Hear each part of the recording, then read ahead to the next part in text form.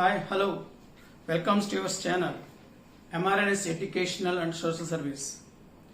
Dear friends, yesterday మనం mental ability అనే concept కింద మ్యాథమెటిక్స్లో కాంపిటేటివ్ ఎగ్జామ్స్కి ఉపయోగపడే విధంగా మనం ఏ పోర్షన్ ఉంటుందనేది అంగన్వాడీ సూపర్వైజర్స్ గ్రేడ్ 2కి ఇవ్వడం జరిగింది. ఎస్టర్డే నేను మీకు చెప్పాను సెకండ్ చాప్టర్ ఈరోజు డిస్కస్ చేద్దామని. ఈ మెంటల్ ఎబిలిటీ అనేది ప్రతి కాంపిటేటివ్ ఎగ్జామ్స్కి ఉపయోగపడతాయి. బ్యాంకు పిఓస్కి, కానిస్టేబుల్, ఎస్ఐ జాబ్స్కి, ఇలా ప్రతి కాంపిటేటివ్ ఎగ్జామ్స్కి ఈ మెంటల్ ఎబిలిటీ ఉపయోగపడుతుంది. గ్రూప్ 1, గ్రూప్ 2 ప్రతి ఎగ్జామ్కి. కాబట్టి మీరు కానీ మీ పిల్లలకు కానీ మీ ఫ్రెండ్స్కి కానీ అందరికీ ఉపయోగపడతాయి. కాబట్టి ఫార్వర్డ్ చేసి వీడియోని ఫస్ట్ నుంచి లాస్ట్ వరకు స్కిప్ కాకుండా చూడమని చెప్పండి. చాలా చాలా యూస్ఫుల్ ఉంటుంది. మీరు ఎన్నో వీడియోస్ చూస్తుంటారు, బట్ ఒక్కసారి కాన్సన్ట్రేట్ చేసి నా వీడియోస్ వినండి, మీకు చాలా ఉపయోగం ఉంటుంది. ఈజీ వేలో మీకు అర్థమయ్యేట్టుగా నేను వివరంగా చెప్తాను. మెంటల్ ఎబిలిటీలో సెకండ్ చాప్టర్ పోలిక పరీక్ష.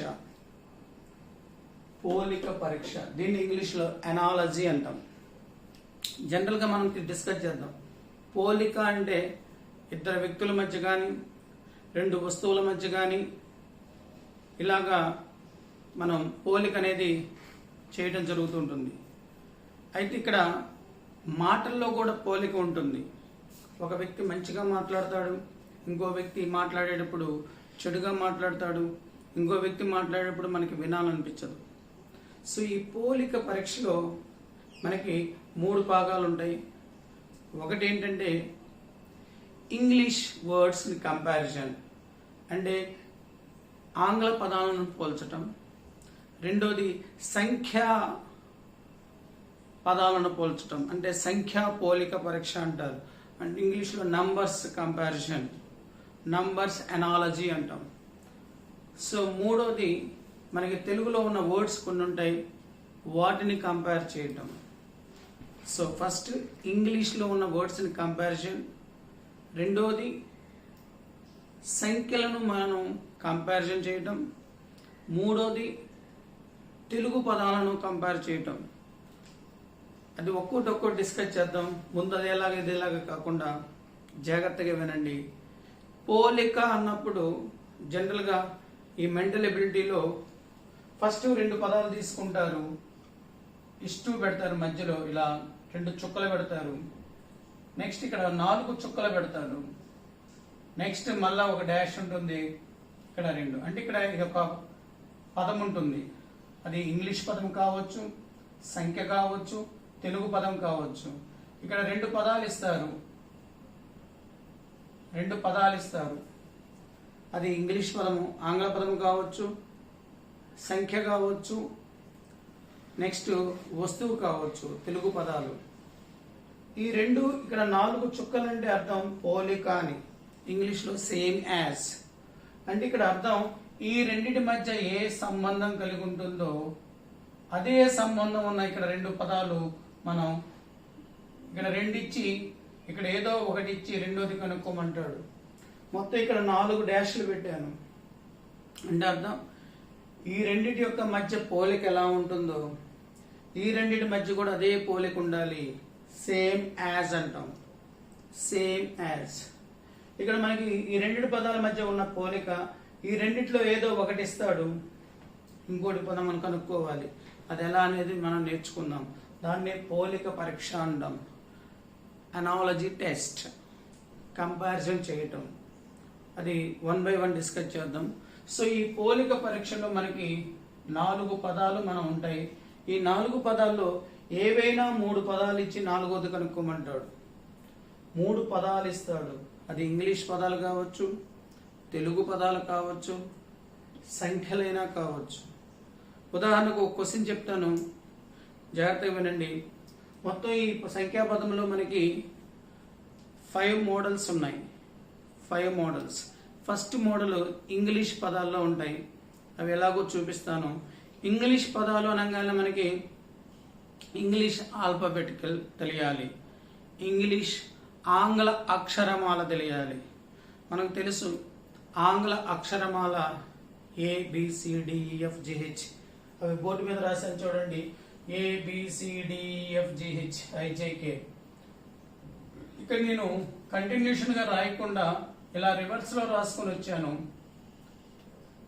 M తర్వాత NOPQ. ఇలా రాయటానికి ఉద్దేశం ఏంటంటే ఈ పోలిక పరీక్షలో మనకి ఈజీగా తెలుస్తుంది ఇలా రాయటం వల్ల.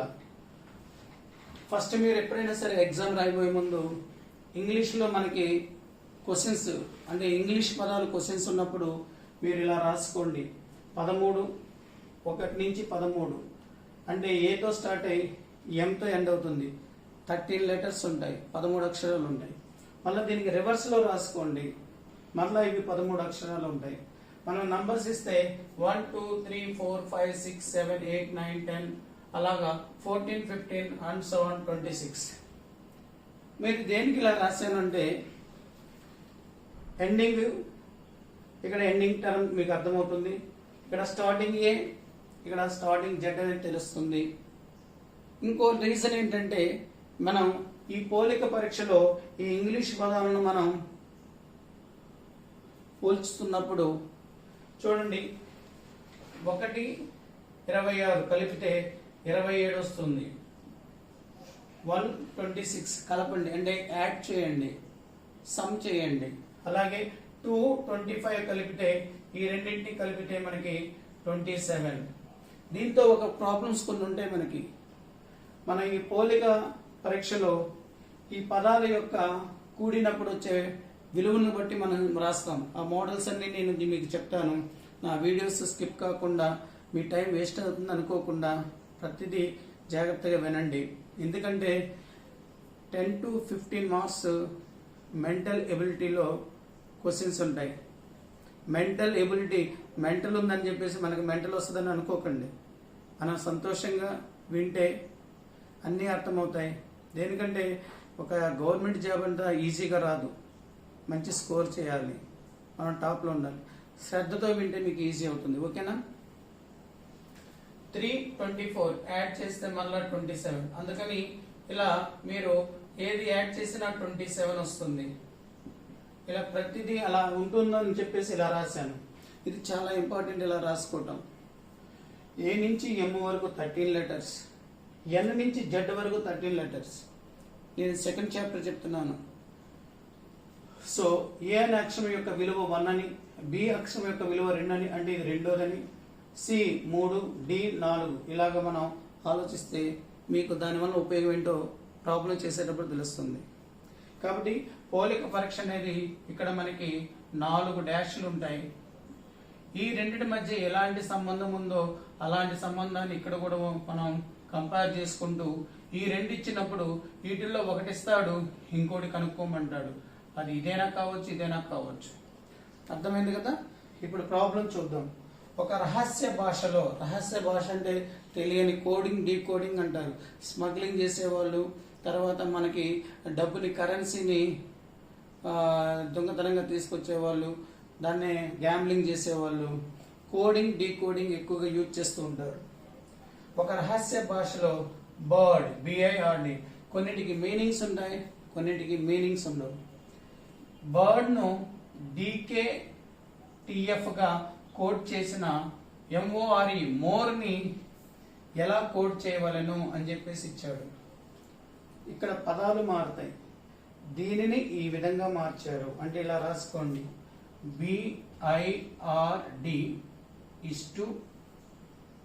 DKTF. ఈ పదమును ఈ విధంగా రహస్యంగా కోడ్ చేశాడు. అప్పుడు ఇలా చేసినప్పుడు మోర్, MORE మోర్, దీన్ని ఏ విధంగా కోడ్ చేయొచ్చు అని చెప్పేసి అడుగుతున్నారు. దీన్ని ఇలా మారిస్తే దీన్ని ఎలా మార్చొచ్చు అని అడుగుతున్నారు. దీన్ని పోలిక పరీక్ష అంటారు. మీరు కనుక ప్రీవియస్ పేపర్స్ పాతవి కనుక చూస్తే మీకు అర్థమవుతుంది. ప్రతి కాంపిటేటివ్ ఎగ్జామ్స్కి ఉపయోగపడుతుంది. మనం చూడంగానే ఫస్ట్ మనం అబ్జర్వ్ చేయాల్సింది ఏంటంటే ఈ పదంలో ఉన్న సంబంధం ఏంటి, ఏ రిలేషన్ ఉన్నది అనేది గమనించాలి. చూడంగానే అర్థమవుతుంది, తొందర ఏమొద్దు.